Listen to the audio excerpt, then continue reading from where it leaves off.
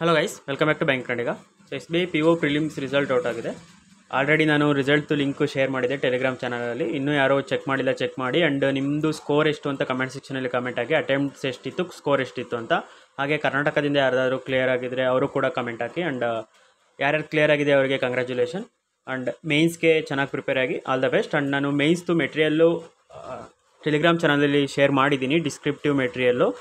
SBI PO pre examination ಟ್ರೈನಿಂಗಲ್ಲಿ provide ಮಾಡಿದ್ದಂಥ PDF download ಮಾಡ್ಕೊಂಡಿದ್ದೆ. ಅದು ಮೊದಲೇ ಕೂಡ ಶೇರ್ ಮಾಡಿದ್ದೀನಿ, ಇವಾಗಲೂ ಕೂಡ ಶೇರ್ ಮಾಡ್ತೀನಿ.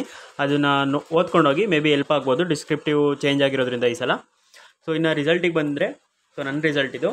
ಸೊ ನಂದು ಅಟೆಂಪ್ಟ್ಸ್ ಎಷ್ಟಿತ್ತು ಅಂತ ನಾನು ಎಕ್ಸಾಮ್ ಬರ್ದಿನೇ ಹೇಳಿದೆ. ಸೊ ಇಂಗ್ಲೀಷಲ್ಲಿ 34 ಅಟೆಂಪ್ಟು, ಕ್ವಾಂಟು 7 ಆ್ಯಂಡ್ ರೀಸನಿಗೆ ಬಂದುಬಿಟ್ಟು 20. ಸೊ ಕ್ವಾಂಟ್ ಸೆಕ್ಷನ್ ತುಂಬ ಕಮ್ಮಿ ಅಟೆಂಪ್ಟ್ ಆಗಿತ್ತು. ಅದು ಫಸ್ಟ್ ಶಿಫ್ಟ್ ನಮ್ಮದೇ ಇದ್ದಿದ್ದು. ಅದನ್ನು ಅಟೆಂಪ್ಟ್ ಮಾಡಬೇಕಿದ್ರೇ ಸ್ವಲ್ಪ ಟೆನ್ಷನ್ ಜಾಸ್ತಿ ಆಗಿಬಿಟ್ಟಿದೆ, ಈ ಲೆವೆಲ್ ಡಿಫಿಕಲ್ಟಿ ಇದೆಯಲ್ಲ ಅಂತ. ಮೇ ಬಿ ಇನ್ನೊಂದು 4 or 5 ಎಕ್ಸ್ಟ್ರಾ ಅಟೆಂಡ್ ಮಾಡಿದರೆ ಕ್ವಾಂಟಲ್ಲಿ ನಂದು ಕ್ಲಿಯರ್ ಆಗ್ತಿತ್ತೇನೋ.